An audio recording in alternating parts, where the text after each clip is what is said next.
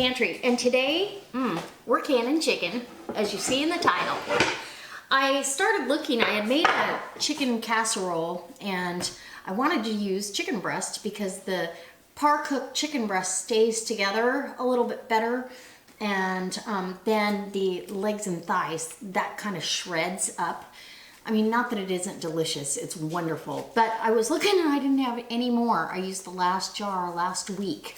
And that was a quart jar. So I'm gonna do pints today. This boneless, skinless chicken breast was on sale and I have roughly 14 pounds. I've got 2 breasts in there I'm gonna thaw really quick to throw in the mix.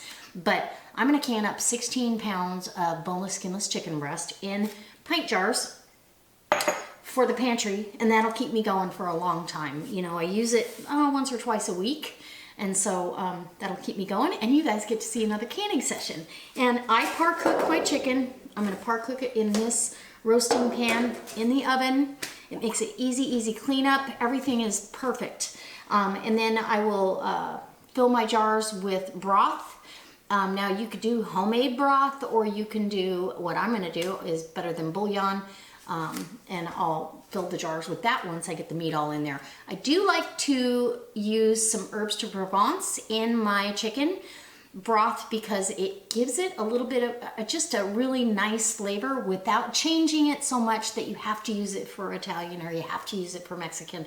It's a pretty neutral kind of thing, and if you don't have any seasoning, it takes the place. All right, guys, let's get started. I'm gonna bring you in close and we're gonna cut up some meat and get it on the roaster. Okay, so I'm gonna open up the first package, and I am not gonna trim off any fat that might be on these.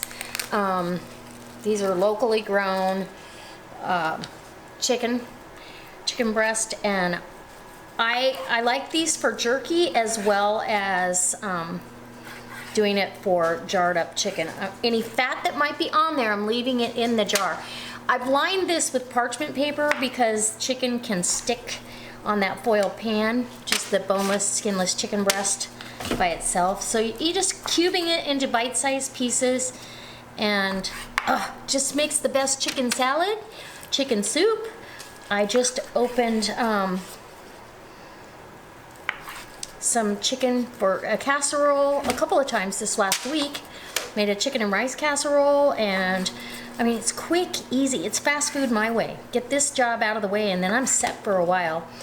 I do have the microwave going with a couple more chicken breast trying to fill in, and if I still have an empty jar, I'll throw some beans in there, some black beans, and can it up. I don't want this canner to be half full, so that's what I'm doing.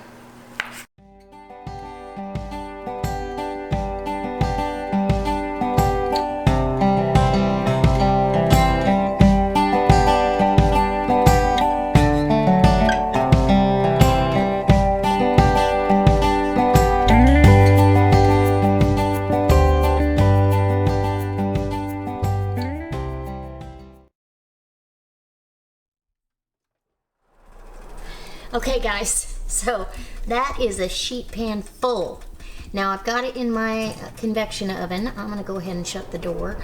I'm gonna par-cook this till it's about 80% cooked through. All the pieces will turn opaque. I'll stir it a couple of times. It'll take at least a half hour, 40 minutes, and then we'll get it in the jar. So right now I'm gonna go ahead and get my broth done, but I'll tell you the reasons why I par-cook. And wow, look at the money I'm saving by doing this all today. Yep, canning saves you money. Okay guys, we are ready. This was in the oven for about an hour. And I turned it, you know, I had to come in here and break it apart a little bit and turn it, which you're gonna have to do. I mean, that's par for the course. So I've got my debubbler, I've got my magnetic wand for my lids, and I've got all my jars are ready, and I'm gonna go ahead and start jarring it up. I also have my broth here, which is better than bouillon, and that's what I'll put in the jar, so if I use it for soup or I need to make a gravy, the base is already there. All I've got to do is thicken it. So some of these chunks are larger, and I'm going to show you a video after this is all canned up. One of my next videos will be how to make chicken nuggets with, and you can do them baked or fried, but I'll probably fry them just because I know a lot of you will kind of like that. So you're just gonna get your pieces down, make sure you get enough, and you're gonna leave an inch of headspace, so your meat needs to be below that headspace mark. And get my ladle, and I love this funnel because it's wider than a lot of the other funnels, and I don't overpack my jars just because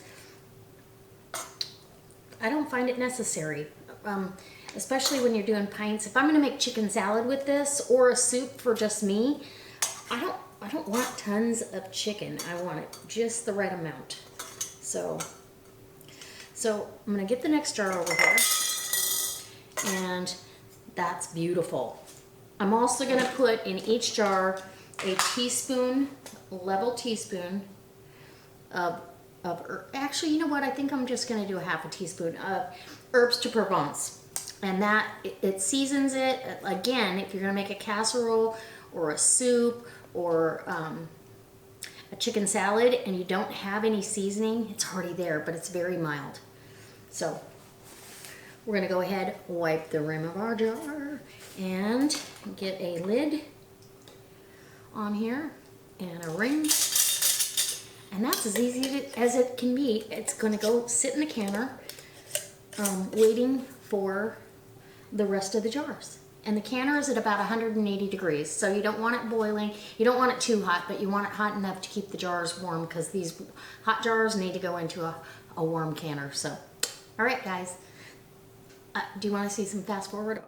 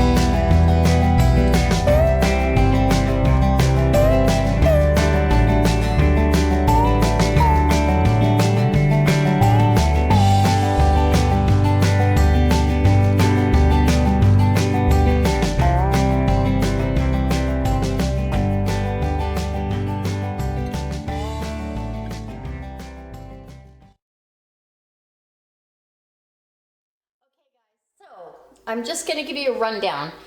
So the canner came down off of pressure, gosh, almost 45 minutes ago.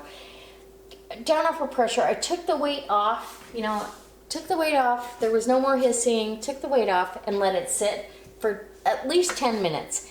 Then I take the lid and prop it up so it's got some kind of, steam coming out.